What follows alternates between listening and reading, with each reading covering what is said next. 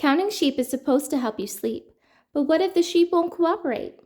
Hey friends, welcome back or welcome to my channel. This is Storytime with Stephanie, and today we're going to read Sleep Sheep by Kerry Sparrow. And it's about a boy named Duncan who doesn't like going to sleep. He'll do anything to avoid it. One day his mom suggested counting sheep to help him sleep. At first it's kind of fun, until he reached number 68, who hesitated and made bedtime a lot more challenging for Duncan. Duncan liked bedtime snacks and bedtime stories. He liked putting on his favorite pajamas. If there was bubblegum-flavored toothpaste, Duncan even liked brushing his teeth. The only thing Duncan did not like about bedtime was going to sleep, and he would do anything he could to avoid it. Duncan was pretty sure he knew enough tricks to avoid going to sleep for the foreseeable future. What he didn't know was that his mom had a few tricks up her sleeve too. One night, Duncan found that his room was not quite as he had left it. Warmer pajamas, cooler pajamas, directions to bathroom, nightlight number 1, granola bar with raisins, granola bar without raisins, glass of water, jug of water for refills, flashlight, long books, short books, box of tissues, nightlight number 2, wool socks, cotton socks, extra blanket, 17 cuddly toys, extra pillow hard, extra pillow fluffy. After his favorite bedtime story, Duncan's mom gave him a hug and a kiss and said, "Sweet dreams, Duncan."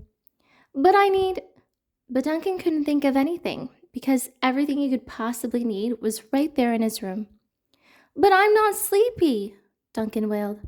"Try counting sheep," his mom suggested, and closed the door. Duncan took a deep breath and tried to think sheepy thoughts. 1, he whispered. To his surprise, a handsome sheep with a green number 1 on his side jumped right over his bed. Duncan rubbed his eyes. 2, another sheep, this one wearing a purple number 2 with a matching scarf, jumped over his bed.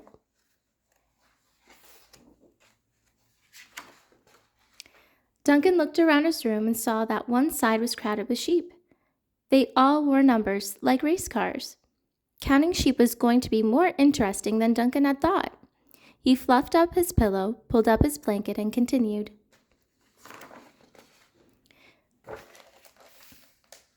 It was all going very well, and Duncan was even starting to feel a bit sleepy when he got to 68. 68, said Duncan. Sheep number 68 stepped into position and then hesitated. Duncan paused his counting and waited.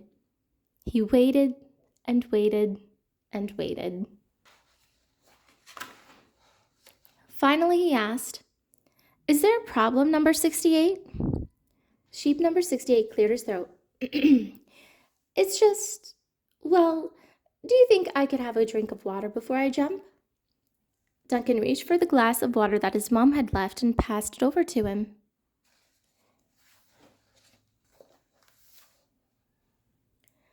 When sheep number 68 had emptied the glass, Duncan said, "Ready?" Sheep number 68 nodded. 68, Duncan said, and then waited. He waited and waited and waited, but sheep number 68 didn't jump. "Is there something else you need?" Duncan asked. "It's just, well, after all that water, I really have to, you know." Duncan sighed. "The bathroom is down the hall." When sheep number 68 returned, Duncan fixed him with a determined stare and said, 68. Again, nothing happened. "What now?" Duncan asked, exasperated. "Well, I'm just not sure I'm quite ready to jump yet. Maybe you could have a few of the other sheep jump first.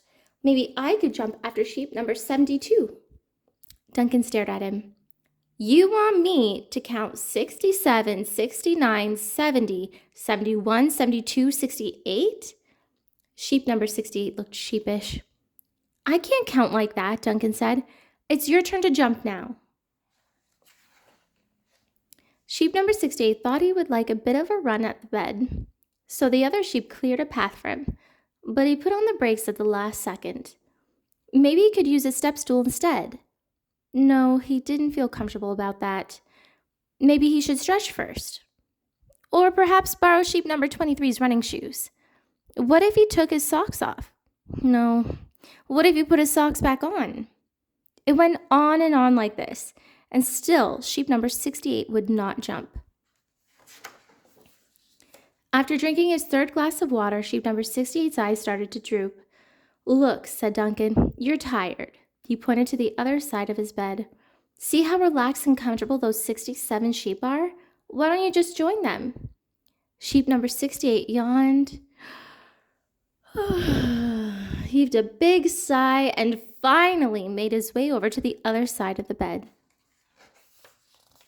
Sheep number 69 in his sleekest racing suit and extra springy sneakers looked expectantly at Duncan. But Duncan was fast asleep. Who knew that bedtime could be so exhausting? Falling asleep should be easy, right? Not when your sleep sheep are full of energy. This fun bedtime story reminds us that sometimes the best way to sleep is to stop trying so hard and maybe let your imagination take the lead. Well, friends, thank you so much for watching. Remember to like, subscribe, and I'll see you guys next time. Bye!